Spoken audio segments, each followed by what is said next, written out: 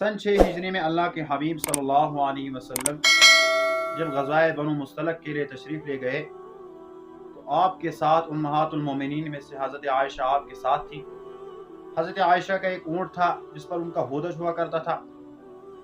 चूँकि पर्दे के अहकाम नाजिल हो चुके थे तो हज़रत आयशा पहले अपने होदज में सवार हुआ करती, फिर लोग उस होदज को उठाकर ऊँट पर रख देते थे।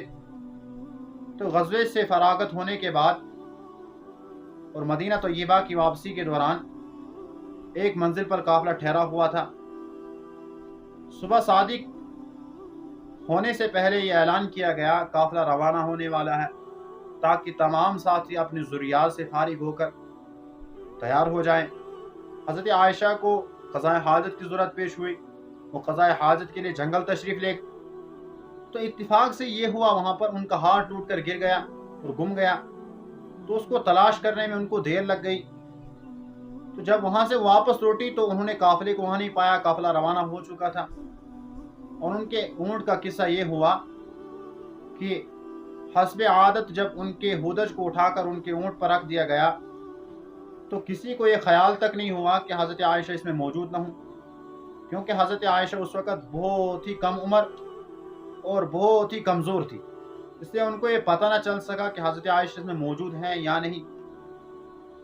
तो बहरहाल वो रवाना हो गया काफ़िला। और हज़रत आयशा ने जब उनको वहाँ नहीं देखा तो हज़रत आयशा ने बड़ी दानिशमंदी और अक्लमंदी से काम लिया कि काफ़िले के पीछे चलने से या इधर उधर उनको तलाश करने से वो उसी जगह चादर उड़कर बैठ गई, ताकि जब आगे होदज वालों को अल्लाह के हबीब सल्लल्लाहु अलैहि वसल्लम को ये खबर हो जाए कि आयशा तो इसमें मौजूद ही नहीं है, तो वापस जो है वो इसी जगह आएंगे और मुझे पा लेंगे। अगर मैं इधर उधर चली गई तो उनको तलाश करना मुश्किल हो जाएगा। तो बहरहाल इधर से कुदरत का नज़ारा देखें।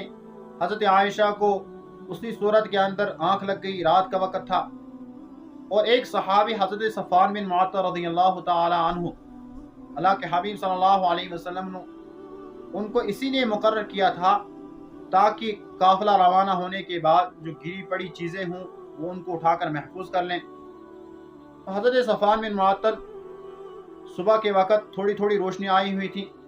उन्होंने दूर से देखा कि कोई आदमी सो रहा है। जब वो करीब आए तो उन्होंने हज़रत आयशा को पहचान लिया, और पहचानने के बाद इंतहाई अफसोस के साथ उनकी ज़बान से अल्फाज निकले, इन्ना लिल्लाहि व इन्ना इलैहि राजिऊन। तो ये अल्फाज हज़रत आयशा के कानों में पड़ गए। उन्होंने हज़रत आयशा को इसलिए पहचाना क्योंकि उन्होंने पर्दे के अहकाम नाज़िल होने से पहले एक मरतबा हज़रत आयशा को देखा हुआ था। जब ये अल्फाज हज़रत आयशा के कानों में पड़ गए तो हज़रत आयशा की आँख खुल गई और हज़रत आयशा ने अपने चेहरे को ढाँप लिया। और उसके बाद हज़रत सफ़वान बिन मुअत्तल ने अपना ऊँट लाकर उनके सामने रख दिया। हज़रत आयशा उस पर सवार हो गई और ख़ुद ऊँट की नकेल पकड़कर आगे आगे चलते रहे और काफ़िले के साथ जा मिले।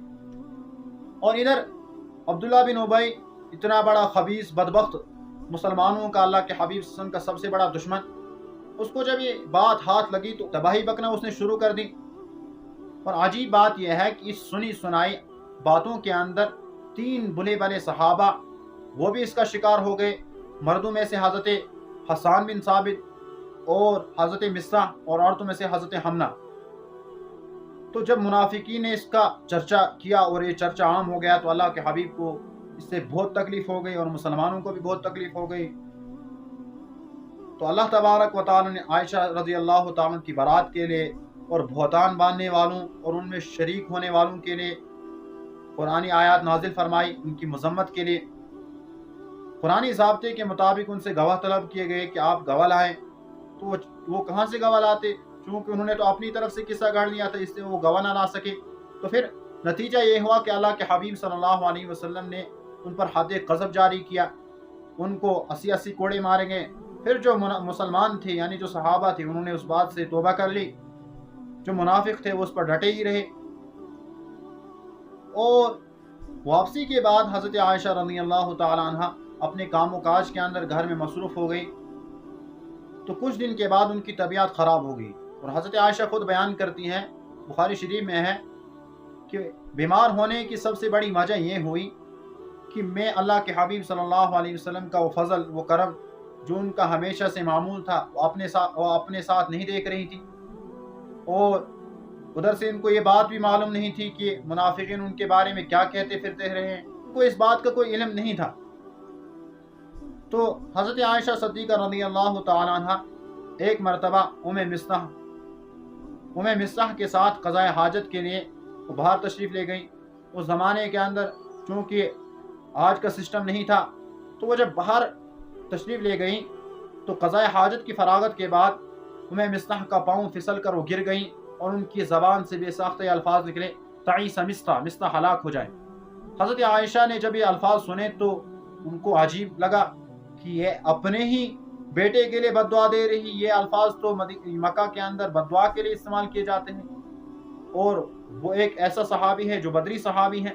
حضرت عائشہ نے ان کو بتایا کہ آپ ایسا کیوں بتا رہے ہیں، وہ تو بدری صحابی ہیں، نیک آدمی ہیں، آپ اپنے ہی بیٹے کے لیے بد دعا دے رہے ہیں۔ تو پھر انہوں نے کہا کہ آپ کو معلوم نہیں ہے کہ وہ آپ کے بارے میں کیا خبریں اڑاتا پھر رہا ہے۔